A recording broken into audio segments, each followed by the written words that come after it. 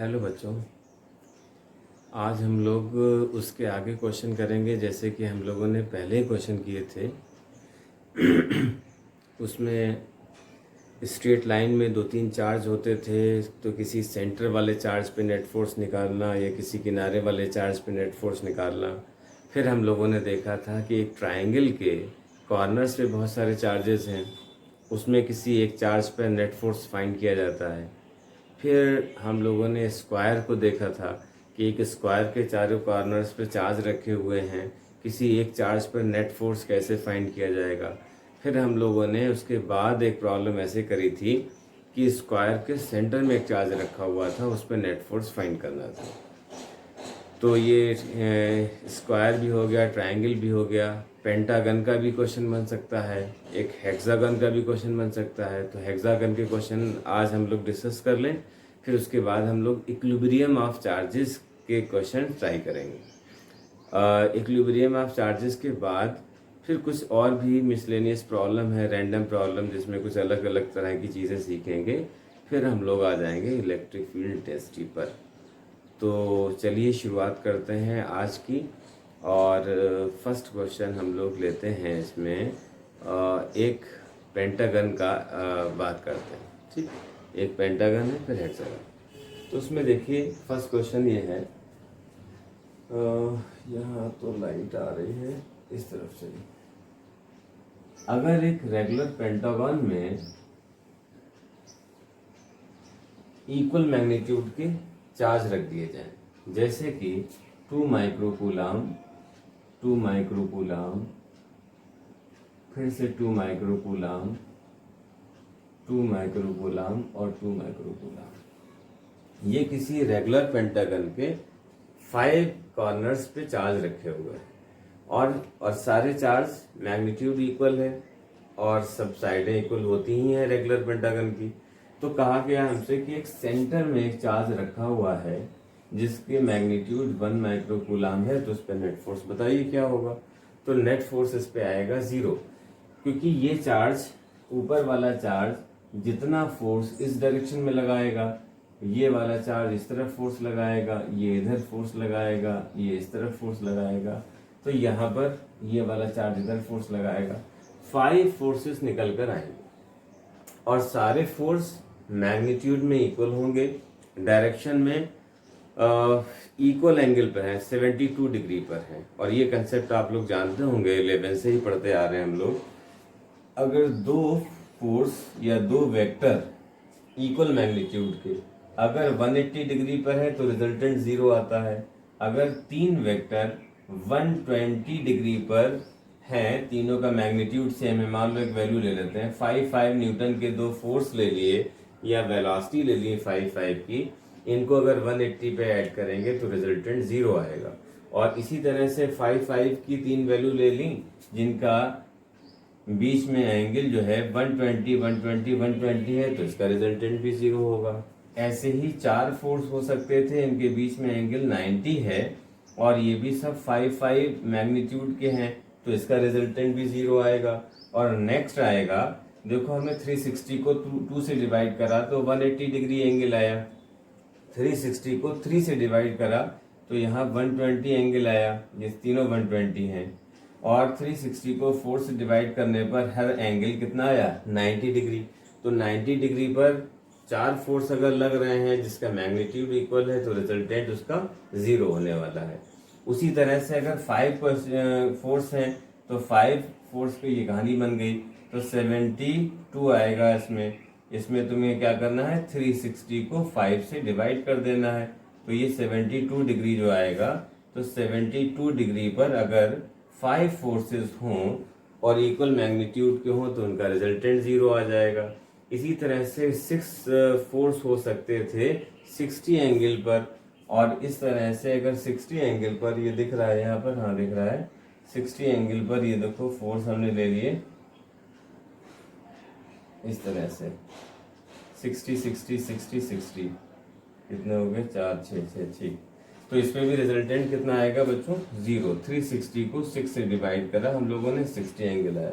तो ये सारे कंसेप्ट पर क्वेश्चन बन सकता है। तो पहला क्वेश्चन ये हो गया। इसके लिए x की वैल्यू हमें वो देंगे और ये एंगल जो दो वेक्टर के बीच में बन रहा है, ये देखो ये दोनों वेक्टर के बीच का ये 72 डिग्री है। इस तरह से सारे वेक्टर एक दूसरे को कैंसिल आउट करेंगे। एक क्वेश्चन इन्होंने अलग भी पूछा, कहा गया कि बताइए कि अगर 4 कॉर्नर पर चार्जेस रखे हुए हैं, एक कॉर्नर पे चार्ज नहीं है, तो उस केस में थोड़ा सा सोचना पड़ेगा इस क्वेश्चन को, और अगर तुम ध्यान से समझोगे तभी समझ में आएगा। उस केस में जो फोर्स आता है, मान लो यहाँ से यहाँ तक की डिस्टेंस x है, तो यहाँ पर एक फोर्स जितना आएगा निकलकर, एक फोर्स उसके बराबर नेट आंसर आएगा। देखो कैसे, F इक्वल टू हम फॉर्मूला लगाएंगे 9 × 10⁹, एक 2 माइक्रो कूलाम है, एक 1 माइक्रो कूलाम है, दोनों माइक्रो को हमने -6 -12 कर दिया, ठीक, अपॉन डिस्टेंस, डिस्टेंस x की वैल्यू कुछ भी देंगे वो हमें x², ये हमने कर दिया। तो अब देखो ये फोर्स का मतलब था क्या कि जब ये 5 फोर्सेस थे, ये वाले फिगर उठा लेते हैं, इन चारों को जोड़कर इसका रिजल्टेंट इधर ही तो आया होगा पीछे जो इसको कैंसिल कर रहा है, और आज अगर यही फोर्स नहीं है तो इन चारों का रिजल्टेंट इसी डायरेक्शन में आएगा, यानी कि आंसर इसका यही बनेगा। मेरे ख्याल से समझ में आ गया होगा। अगर नहीं आया है तो कोई बात नहीं, कमेंट में मेंशन कर देना, हम तुम्हें आंसर कर देंगे नेक्स्ट वीडियो में और अच्छी तरह समझा के। वैसे हमें लगता है कि हाँ बात हो गई होगी, समझ में आ गई होगी, इतना बड़ी बात है नहीं। जिनको जरा सा भी वेक्टर आता है वो कर सकते हैं इसको। अच्छा भाई बच्चों, तो फिर आगे बढ़ते हैं। नेक्स्ट प्रॉब्लम देखते हैं। इसमें 6 चार्ज है, ठीक है बच्चों। तो उसमें एक रेगुलर हेक्सागन के ऊपर 6 पॉइंट चार्जेस रखे हुए हैं। तो पहला क्वेश्चन तुम्हारी स्क्रीन पे बच्चों ये पाया जा रहा है कि इस तरह से ये देखो 6 रेगुलर हेक्सागन है। रेगुलर हेक्सागन की खास बात क्या है कि सारी साइडें इक्वल होती हैं और सारे एंगल भी इक्वल होते हैं। तो चलो भाई एंगल को भी देखा जाए, इसका शेप थोड़ा सा और अच्छा सुंदर लुक में बना दें बच्चों। ओहो हो कितना प्यारा, अब आया बेहतरीन। अब बच्चों यहाँ पे देखो 2 माइक्रो कूलाम के हमने यहाँ पर चार्जेस लिए हैं, ठीक। ये पॉजिटिव 2 माइक्रो कूलाम के 4 चार्जेस हैं, और ये दो नीचे जो चार्ज रखे हैं वो माइनस के हैं और 2 माइक्रो कूलाम है, ठीक। इतनी बात आ गई। चारों ऊपर कैसे हैं, पॉजिटिव चार्ज हैं और नीचे हैं 2 नेगेटिव चार्ज हैं, मगर सबकी वैल्यू 2 है। तुम्हें ये लगता होगा सारी वैल्यू 2 ये क्यों ले रहे हैं, क्योंकि इस वक्त हम तुम्हें कंसेप्ट बता रहे हैं कि किस किस तरह की प्रॉब्लम बनती हैं, क्या क्या उनके फ्रेम होते हैं। ट्राइंगल का फ्रेम अलग है, स्क्वायर का अलग है, पेंटागन का अलग है, हेक्सागन का अलग है। तो उनका फॉर्मेट हम तुम्हें बताते हैं कि किस तरह से उसे ऑपरेट किया जाएगा। जब तुम्हें इसका कंसेप्ट क्लियर हो गया तो वैल्यूज तो जो भी होंगी उनको फिर संभाल ही लेंगे। बस हमें एक सिस्टम पता लगना चाहिए कि इनको किस वे में हम ऑपरेट करेंगे। जब ये बात पता लग जाती है तो बहुत सारी पॉसिबिलिटी निकल आती है उससे। चलिए भाई, इसके सेंटर में एक चार्ज हम लोगों ने 1 माइक्रो कूलाम रखा और इसकी साइड हमने रखी 3 सेंटीमीटर। तो 3 सेंटीमीटर इसकी साइड हो गई, ठीक है ना बच्चों। अब 3 सेंटीमीटर इसकी साइड हो चुकी। अब हमें निकालना है फोर्स सेंटर वाले पर। तो सेंटर वाले फोर्स के लिए देखें, सारी लाइनों को मिलाओ, ये सारे इसके डायगोनल्स ये इस तरह से मिल जाएंगे। अब जब इसको मिला दिया तो ये वाला चार्ज, तो यहां से लेके चलते हैं, ये वाला चार्ज जो फोर्स लगा रहा है वो F1 है, उसकी डायरेक्शन इस तरफ है, ठीक है ना। F1 की डायरेक्शन उस तरफ है, ये F1 हो गया। अब तुम बताओ ये वाला चार्ज क्या लगाएगा, फोर्स इस तरफ, इसका नाम क्या हुआ F2। दोनों पॉजिटिव है, रिपेल कर रहा है, नीचे भगा रहा है। ये वाला पॉजिटिव इसको इधर भगा रहा है, उसका नाम क्या हुआ F3 हो गया। और इसका नाम क्या हुआ बच्चों, इसका नाम हो गया F4। इस तरह से ये सारे चार्जेस आ गए। और ये निगेटिव वाला जो है वो अपनी तरफ अट्रैक्ट कर रहा है, इसका नाम क्या रखा F5 और इसका नाम क्या रखा F6। अब देखो 6 फोर्स निकल कर आए। तो ये बात तो हम लोगों की समझ में आ रही है बच्चों, क्योंकि ये सारा फोर्स जो हमारा F1 की वैल्यू है, कहाँ गया F1, पहला फोर्स ये F1 था, ये है F1 पहला फोर्स F1, ये F2, ये F3, ठीक है। इसकी वजह से इधर F4, इसकी वजह से F5, इसकी वजह से F6। तो ये सारे फोर्सेस मैग्नीट्यूड में इक्वल आएंगे। मैग्नीट्यूड में इक्वल आने का रीजन क्या है, क्योंकि F equal to 1/4πε0 Q1 Q2/r²। तो Q1 Q2 2 इंटू 1 लगेगा हर केस में। और डिस्टेंस क्या बनेगी, रेगुलर हेक्सागन जब होता है तो उसकी सारी साइड इक्वल होती है 3 सेंटीमीटर की, और उसके अंदर बनने वाली सारी ट्राइंगल भी इक्विलेटरल ट्राइंगल ही होती हैं। ठीक है ना बच्चों, यहाँ तक पता है? तो इक्विलेटरल ट्राइंगल होती है इसमें। तो इस तरह से इन सारे फोर्स को निकाला जाए। ये दोनों फोर्स तो मैग्नीट्यूड में इक्वल है, डायरेक्शन में अपोजिट है, एक दूसरे को कैंसिल आउट करेंगे। कौन? F1 और F4। तो और ये दोनों है सेम डायरेक्शन के, सिंपली जुड़ जाएंगे। ये दोनों सेम डायरेक्शन के, सिंपली ऐड हो जाएंगे। फिर इन दोनों से जो मिलेगा हमें F डैश और F डबल डैश, इनको हम 60 डिग्री पर ऐड करेंगे, क्योंकि सारे ट्राइंगल इक्विलेटरल ट्राइंगल ही हैं। तो अब जरा इसमें आगे देखा जाए तो सबकी वैल्यू इक्वल है, F1 F2 F3 dot dot सबकी मैग्नीट्यूड इक्वल है। ठीक है ना? तो ये सबके 6 के 6 फोर्स लिखे हुए हैं, और भी हैं यहाँ लिखे हुए। अब हैं कितने ये देख लो। ये है 9 इंटू 10 की पावर 9, Q1 है 2 माइक्रोकूलम, और ये है 1 माइक्रोकूलम। डिस्टेंस 3 का स्क्वायर 9 इंटू 10 की पावर -4, ये डिस्टेंस होगी। तो इस तरह से तुम्हारा 9 से 9 तो ये कैंसिल हुआ। ठीक है ना बच्चों, 9 से 9 कैंसिल हुआ। तो यहाँ पे कितना आया? 2। ये 4 आके 9 में ऐड होके 13 हुआ, और ये माइनस के 12 है, तो यहाँ बचेगा आके तुम्हारा 20 न्यूटन, ये आंसर बचेगा। तो अब तुम देखो बच्चों, 20 न्यूटन ये है और 20 न्यूटन ये है, तो दोनों सेम डायरेक्शन में जुड़ के क्या आ जाएगा? 40 न्यूटन आ जाएगा। उसी तरह से ये भी 20 न्यूटन है, ये भी 20 न्यूटन है, तो ये दोनों ऐड होकर भी क्या होगा? 40 न्यूटन आ जाएगा। तो इस वाली बात को हम अलग यहाँ पर एक फिगर में बनाए दे रहे हैं।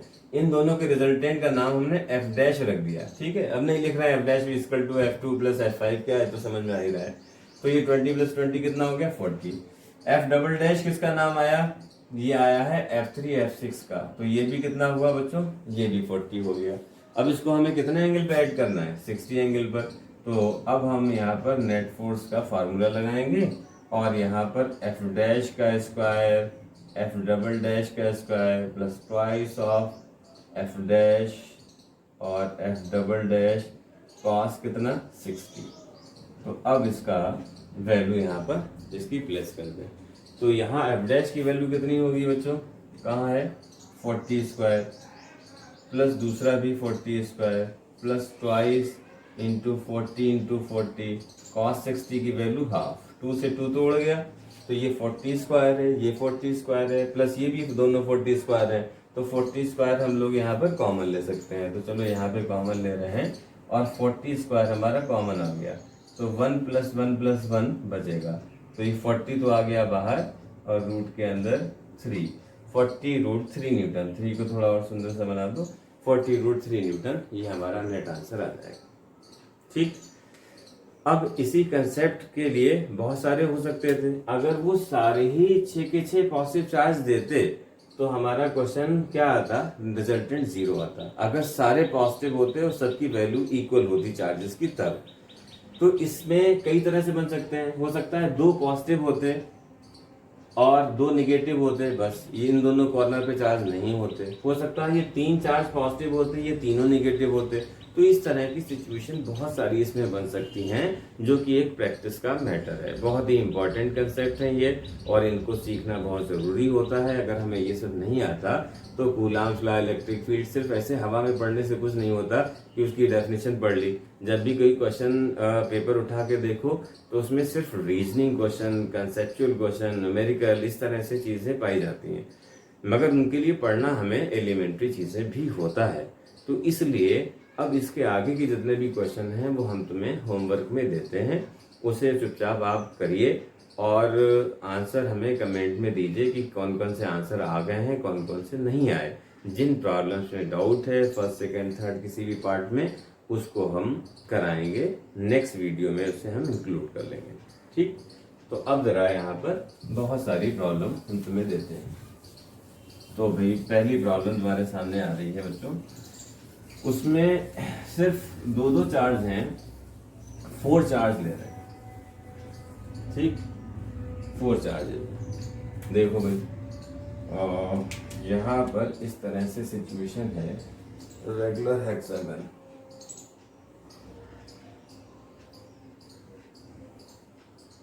ये रेगुलर हेक्सागन हो गया। साइड इसकी है 3 सेंटीमीटर, 3 सेंटीमीटर साइड है, ठीक। ऊपर यहाँ वाले कॉर्नर पे जहाँ पे सबसे ज्यादा ब्राइटनेस है, प्लस का 2 माइक्रोकूलाम है, प्लस का 2 माइक्रोकूलाम है, ये मत कहना दिख नहीं रहा है, +2। यहाँ पे भी +2 है और इधर भी +2 है, तो यहाँ 3 जो है वो +2 है, और 3 कॉर्नर इधर, ये और ये, इन तीनों कॉर्नर पर -2 माइक्रोकूलाम, -2 माइक्रोकूलाम, -2 माइक्रोकूलाम, और यहाँ पर भी माइक्रोकूलाम। साइड देख रहे हो 3 सेंटीमीटर है, सेंटर में 1 माइक्रोकूलाम चार्ज रखा हुआ है। पहला क्वेश्चन ये, ठीक। दूसरे क्वेश्चन पे आते हैं। सेकंड क्वेश्चन जो है, दिख रहा है, यहाँ पे भी दिख रहा है, यहाँ पे भी क्लियर विजिबिलिटी एकदम बेहतरीन। इस बार थोड़ा सा और इजी कर दिया, तुम भी याद करो कितना प्यारा क्वेश्चन दिया है कि उसमें 6 चार्जेस ना होकर सिर्फ 4 है। देखो, एक तो +2 माइक्रोकूलाम है, यहाँ पे भी +2 माइक्रोकूलाम है, यहाँ पर इस बार माइनस का 4 माइक्रोकूलाम कर दिया बच्चों, ये भी माइनस का 4 माइक्रोकूलाम है, सेंटर में वही 1 माइक्रोकूलाम चार्ज रखा हुआ है, ठीक है ना बच्चों। और साइड इसकी इस बार फिर से वही 3 सेंटीमीटर है, 3 सेंटीमीटर साइड। नेक्स्ट, अगले क्वेश्चन में क्या किया गया कि बनाना होगा। नेक्स्ट क्वेश्चन ये है, बहुत ही प्यारा, बहुत ही सुंदर सा क्वेश्चन, और इसमें चार्जेस की वैल्यू कुछ अलग अलग तरह से दे रखी है बच्चों, थोड़ा अच्छा है, उसी कंसेप्ट सारे वही हैं ऑलमोस्ट।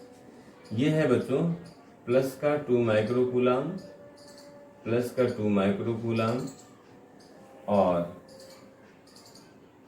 यहाँ पर है प्लस का 4 माइक्रोकूलाम और प्लस का 4 माइक्रोकूलाम, और इस तरफ है 8 माइक्रोकूलाम और 8 माइक्रोकूलाम, और साइड 3 सेंटीमीटर की है।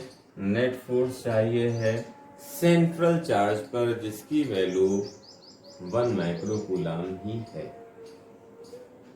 तो ये सारे क्वेश्चन हमें ट्राई करके आप लोग बताएंगे, ठीक है बच्चों। तो आज का बुलेटिन यहीं तक रखते हैं, और इसके आगे टू बी कंटिन्यूड।